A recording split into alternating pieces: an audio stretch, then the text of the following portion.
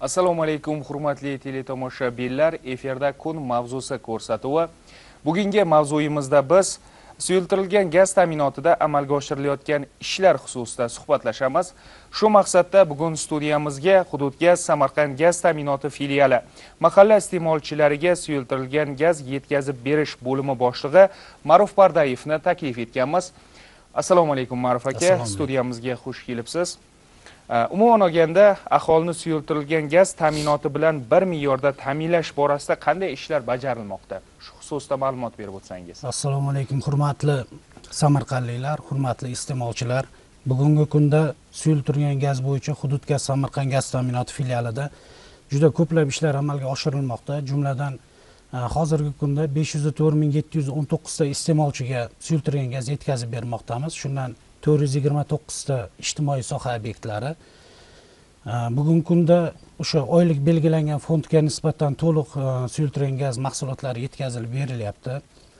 Bugungi kunda iyun oyida 7219 tonna suyultirilgan gaz mahsulotlari oylik fond belgilangan bo'lsa, grafik asosida to'liq yetkazib beryapmiz. Hududgaz ta'minot tasarrufidagi 6 ta gaz to'ldirish shoxobchasi va outsourcing asosidagi 13 ta, jami 19 ta gaz to'ldirish shoxobchalari aholimizga xizmat ko'rsatmoqda. Bugungi kunda 600.419 ta gaz ballonlarimiz aylanma asosida suyultirilgan gaz yetkazib berilyapti. Bundan tashqari o'sha suyultirilgan gaz yetkazib berishda 110 ta maxsus avtomashinalar xizmat ko'rsatyapti. Barcha tumanlarimizda hozirgi kunda o'sha suyultirilgan gaz ta'minotini yaxshilash bo'yicha iste'molchilarimizni o'sha aniqlik kiritish bo'yicha Hududgaz ta'minot aksionerlik jamiyatini 5-fevraldagi topshiriqlariga asosan to'liq xatlovdan o'tkazish ishlari amalga oshirilyapti. Suyultirilgan gazni tashib kelishda zavodlardan 20 ta maxsus texnikalarimiz xizmat ko'rsatyapti. Bundan tashqari suyultirilgan gazni o'sha gaz ballonlarini ta'mirlash bo'yicha ham 5 ta maxsus sexlarimiz, sinovdan o'tkazish sexlarimiz xizmat ko'rsatib kelyapti. Yil boshiga nisbatan o'sha belgilangan limitdan albatta ozgina kamchiliklarimiz mavjud, lekin aholiga o'sha ishlab chiqarish quvvatidan kelib chiqib yetkazib beryapmiz. Umuman olganda mana shu nima deydi? Gaz ballonlarini ta'mirlash sexlari deyapmiz-da. O'sha gaz ballonlarini ta'mirlash sexlarida gaz ballonlarini qanday aniqlaydi? U qanday jihatdan yaroqsiz holga kelib qolganini biladi. Qanday bo'lganda yaroqsizligi belgilanadi? Bu ikkita holatda aniq bo'ladi. Birinchi o'sha aholidan bizda aylanma tara hisobida aylanadi. Aholidan olib kelingan gaz ballonlar, bu ham endi o'zi texnik holat. Texnik holatda birinchisi to'ldirish jarayonlarida aniqlanadi. To'ldirish jarayonida agar gaz balloni yaroqsiz bo'ladigan bo'lsa, og'ir qoldiqni to'kish vaqtida yoki gaz ballonga gaz quyish vaqtida shu aniqlangan vaqtda u o'zi maxsus tekshirish usullari bor. Ya'ni o'sha ko'pikli suvlar bilan tekshiriladi. Shu holatda ular sinov sexiga o'tkazilib, bosim ostida sinalib, agar o'sha maxsus jumraklar, ya'ni ventillar deymiz, ular agar o'sha yaroqsizligi aniqlangan vaqtda ta'mirlanadi va yana оборотga o'sha aylanmaga qo'yiladi. Ikkinchi holatda bu to to'ldirilib iste'molchining uyiga olib borib o'rnatilgan vaqtda ham aniqlanadi. Chunki o'sha o'rnatgandan keyin o'sha jumraklardan sizib chiqishi yoki bo'lmasa o'sha o'zini maxsus o'sha shpilkalarni yonidan chiqish holatlari aniqlanadi. Bu vaqtda agar iste'molchilarimiz 104 ga murojaat qilsa, zudlik bilan borib almashtirib berishadi. Yana bir narsani aytib o'tishimiz kerak. Umuman mana shu fuqarolardan ba'zi savollar kelib tushadi. Ya'ni gaz ballonining o'zini kilogrammi qancha va gaz bilan to'ldirilganda qancha bo'lishi kerak degan savollari bo'ladi. Umuman olganda mana shu gaz ballonlari o'zini tanasidagi kilogrammi qanchadan qanchagacha bo'ladi? Gaz bilan to'ldirilganda. Bizda aylanma taralarimiz o'sha zavodlardan ishlab chiqarilgan aylanma taralarimiz gaz ballonida o'zi og'irligi 3 xil. 23 kilolik gaz ballonlarimiz bor, 19 kilolik va 19,5 kilolik gaz ballonlarimiz bor.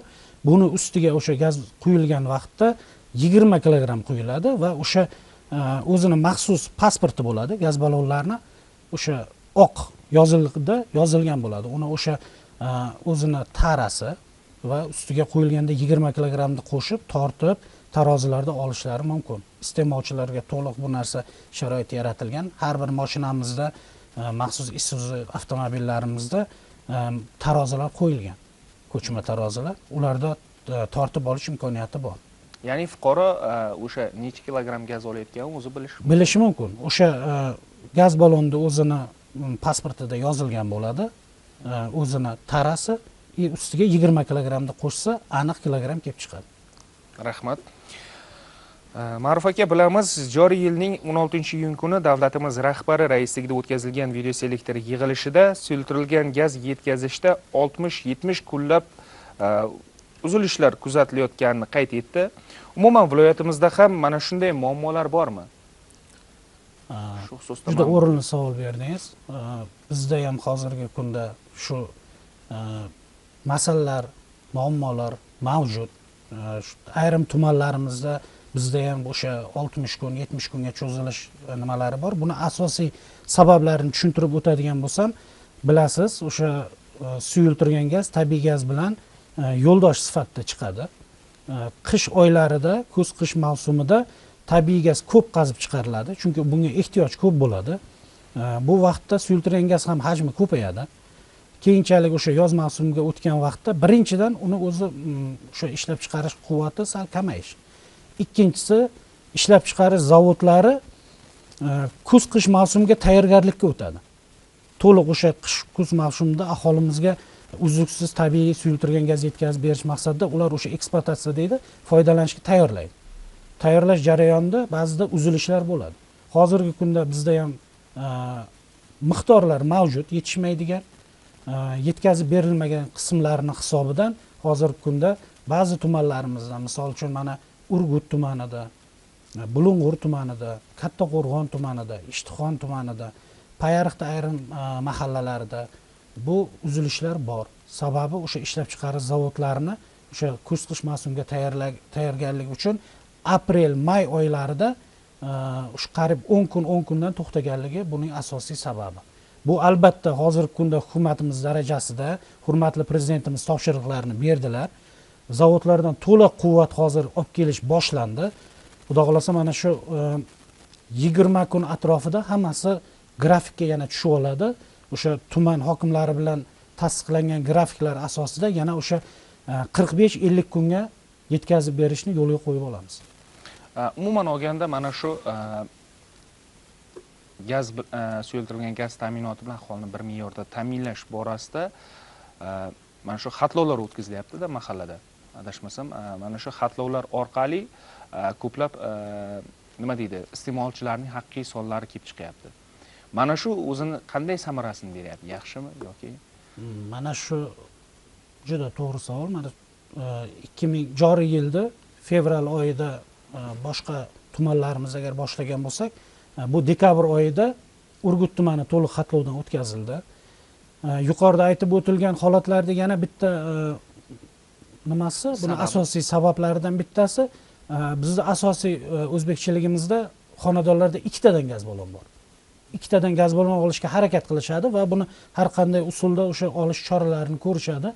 Iste'molchilarimiz ikkita gaz ballon olgandan keyin u albatta o'sha 45 kundan bo'lganda 90 kunda o'zi gaz ballon olish kerak. Lekin hozirgi kunda xatlov natijasida har bitta iste'molchiga, agar o'sha iste'molchini oila a'zolari 7 kishi bo'lsa, bitta gaz ballon.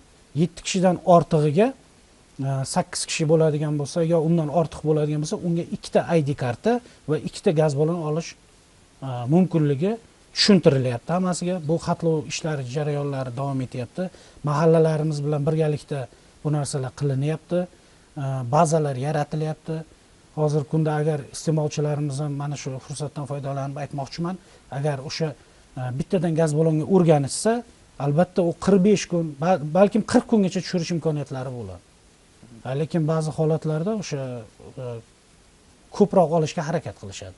Agar lekin ular o'sha bittadan gaz ballon olsa 45 kunda yetib boradi. Ya'ni xatlovdan to'liq o'tkazilsa, mazkur muammolar o'z yechimini topadi. Topadi. Rahmat. Suyultirilgan gaz ta'minotini raqamlashtirish hamda yangi mexanizmlarni ishlab chiqish bo'yicha qanday yangiliklar kutilyapti? Bu suyultirilgan gaz ta'minotini aholi iste'molchilarga yetkazib berishda hozir ikkinchi bosqich boshlandi. Hozirgi kunda respublikamizda o'sha hudud gaz ta'minoti aksionerlik jamiyatini xodimlari o'sha Xitoy davlatiga bo'lishdi, Yaponiya davlatida bo'lishdi. U yerdagi o'sha holatlar bo'yicha o'rganib, tajriba almashib, bugungi kunda yangi bosqichga o'tish bo'yicha to'liq takliflar o'sha nimalar shakllantirilib hukumatga ham kiritilgan. Hozirda bu jarayon davom etyapti. Ikkinchi bosqich qanday bo'ladi? Mana hozir birinchi bosqichda o'sha stikerlar va ID kartalar bo'lgan bo'lsa, ikkinchi bosqichda xatlovdan o'tkazilgandan keyin iste'molchilar to'liq har bitta bizda o'sha chilangar ta'minotchilarimiz, ya'ni o'sha gaz yetkazib beradigan bizda chilangar ta'minotchilarimizga bittadan planshet beriladi, maxsus planshet. Planshetda bu integratsiya qilinadi programmasi, o'sha barmoq izi, Face ID deydi, o'sha yuzini ko'rsatish bilan o'sha iste'molchi bitta gaz ballon olayotgan vaqtida o'sha kiritilgan ma'lumotlarga asosan dasturga kelib tushishi o'zidan raqamlashadi, ta'minlanadi. Bundan tashqari o'sha noqonuniy holatlarni, korrupsiya holatlarini oldini olish maqsadida har bitta gaz ballonga maxsus chiplar o'rnatiladi. Chiplar o'rnatiladi. O'sha gaz to'ldirish shoxobchalaridan yoki gaz to'ldirish stansiyalaridan chiqayotgan gaz ballonlar chiplar asosida elektron aylanmasi ko'rinib turadi, shaffoflashadi va o'sha buni inson omili aralashmasdan dasturda o'zi nima deydi, onlayn nazorat qilish imkoniyati yaratiladi. Rahmat. Umuman olganda Ma'ruf aka, mana shu suyultirilgan gaz ta'minotini yaxshilash borasida yil yakunigacha qanday ishlarni amalga oshirishni rejalashtirgansizlar? Hozirgi kunda yuqorida aytib o'tganimizdek, bizda xatlov ishlari tugash arafasida, sababi iste'molchilarimiz ko'payadi. Bu tabiiy o'sishdi hisobidan,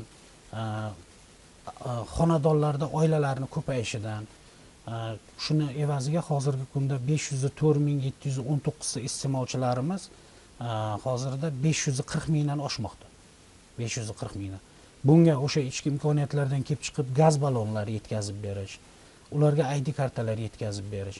ID kartalarni yetkazib berish bo'yicha 30 mingdan ziyod ID kartalarga hozir o'sha zayafkalar shakllantirilib, hudud gaz ta'minoti aksionerlik jamiyatiga berildi, arizalar berildi. Undan tashqari 4,5 mingta gaz ballonga ro'yxatlar shakllantirilib, bular ham hozir o'sha arizalari berilgan. Bu jarayonda turibdi hammasi.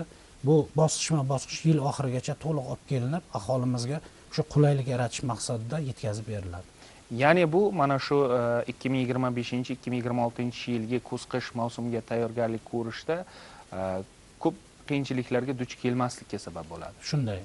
Bizda yana bundan tashqari 3 ta outsourcing asosida gaz quyish shoxobchalari bilan qo'shimcha shartnoma qilinyapti. Bu o'z-o'zidan iste'molchining ko'payishidan kelib chiqadi.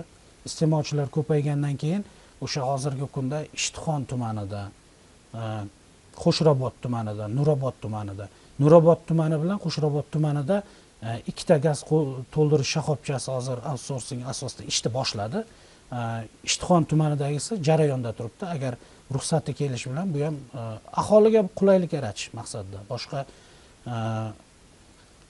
20 taga yetadi gaz to'ldirish shoxobchalarimiz va to'liq quvvatda bizda Samarqand viloyatining iste'molchilarini suyultirilgan gaz bilan ta'minlashda to'liq yetarli bo'ladi. To'liq quvvatga ega bo'ladi. Quvvatga ega bo'ladi. Ma'ruf aka, ma'lumotlar uchun rahmat. Hurmatli teletomoshabinlar, bizlarga ajratilgan vaqt o'z nihoyasiga yetmoqda. Keyingi dasturlarimiz orqali ko'rishguncha xayr, salomat bo'ling.